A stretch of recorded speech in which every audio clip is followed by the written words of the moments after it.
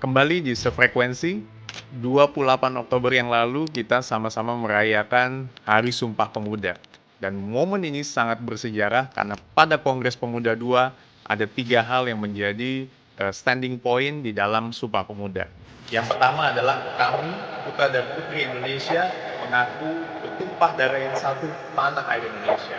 Yang kedua, kami putra dan putri Indonesia mengaku bangsa yang satu, bangsa Indonesia.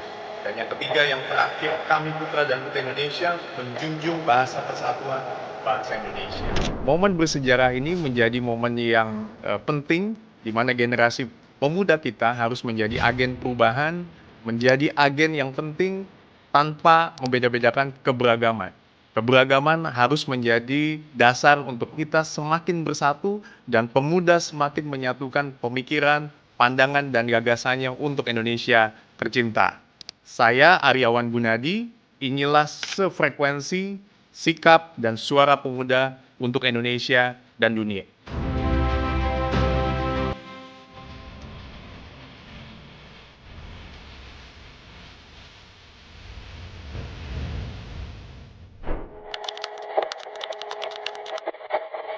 Sumpah Pemuda itu lahir memang dari Kongres Pemuda II pada tanggal 27-28 Oktober 1928 yang dihadiri pemuda dari berbagai organisasi yang berbeda, baik latar belakang, suku, agama, semuanya berbeda. Teks ikarnya tadi sudah disebutkan bahwa kita memiliki bahasa yang satu, kita juga menjunjung bahasa persatuan bangsa Indonesia. Jadi walaupun kita berbeda, tetapi tetap semangatnya adalah semangat yang satu, yaitu bangsa Indonesia. Tentu kita harus melihat Sumpah Pemuda ini bukan hanya seperti ritual tahunan, tetapi juga sebagai panggilan aktif untuk kita memiliki sikap, memiliki kecintaan terhadap bangsa ini dan mau turun untuk aktif membawa nama bangsa ini baik di Indonesia maupun di kancah internasional. Mendalami ini betul-betul kita juga harus merenungi dan melakukan eksekusi-eksekusi on behalf atau atas nama Indonesia. Bahwa kita adalah satu bahasa. Satu bahasa bukan kita menghapus bahasa Indonesia, tetapi dengan keberagaman bahasa daerah, kita memperkuat bahasa Indonesia menjadi jati diri bangsa dan alat pemersatu dan komunikasi yang menghargai perbedaan kita. Jadi inklusivitas itu menjadi keywords atau menjadi hal yang penting sebagai pemuda-pemuda yang memiliki latar belakang suku, agama, dan ras. Dan pemuda harus menghubungkan makna sejarah itu menjadi makna kontemporer dalam kaitan dengan globalisasi, teknologi, lalu juga kaitan dengan inovasi, dan menghargai perbedaan generasi walaupun kita berbeda suku, agama, dan ras. Dan kita juga harus terus aktif, engage, terlibat dalam forum-forum yang ada di Indonesia maupun dunia atas nama pemuda dan menyongsong Indonesia emas di 2045 mendatang. Langkah konkretnya memang memaknai adanya pemuda itu bukan hanya sebagai penerus, tetapi juga pelaku aktif. Dia juga sebagai penggerak sosial.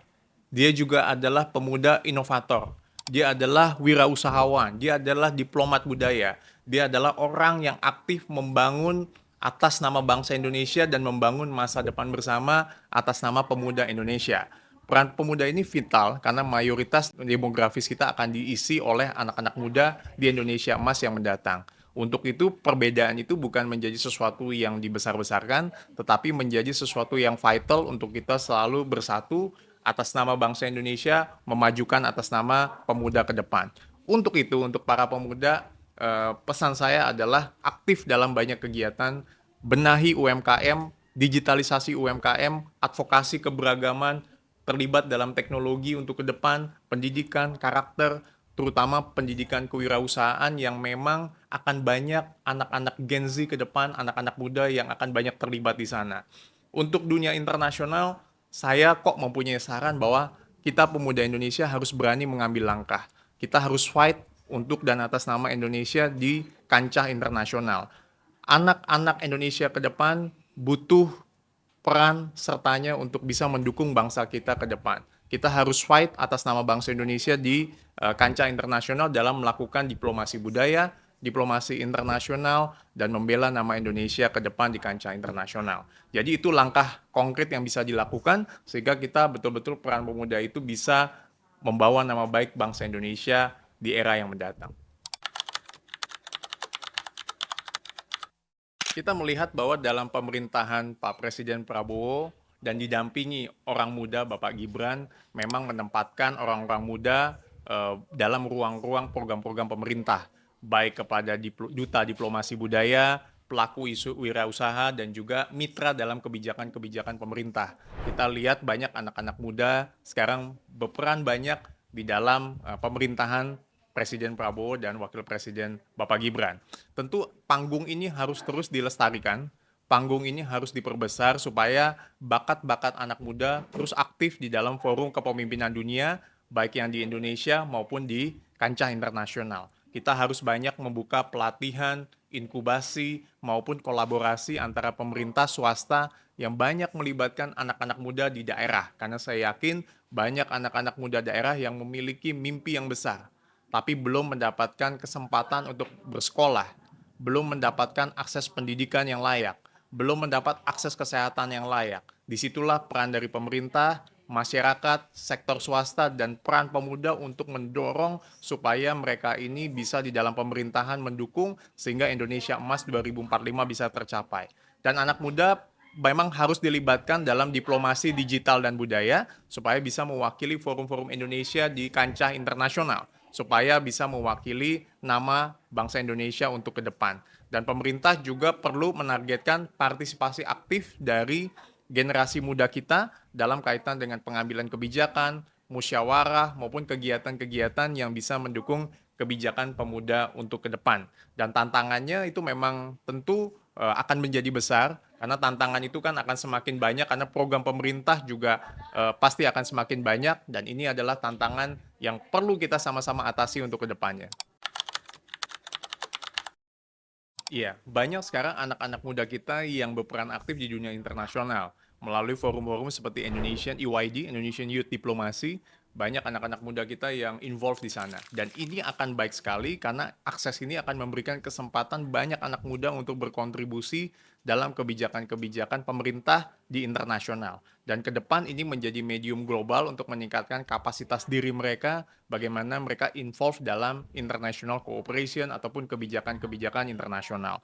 Tentu irisan antara internasional dengan kebanggaan akan Indonesia menjadi sesuatu hal yang penting, sehingga banyak anak-anak muda ke depan yang bisa banyak terlibat di forum-forum internasional untuk ke depan. Tetapi tetap jangan lupa, walaupun kita terlibat di dalam konteks internasional, tapi peran untuk menjaga lokal, warisan budaya Indonesia, bahasa, dan juga multikultural kita dan semangat persatuan harus dijaga untuk dan atas nama bangsa Indonesia.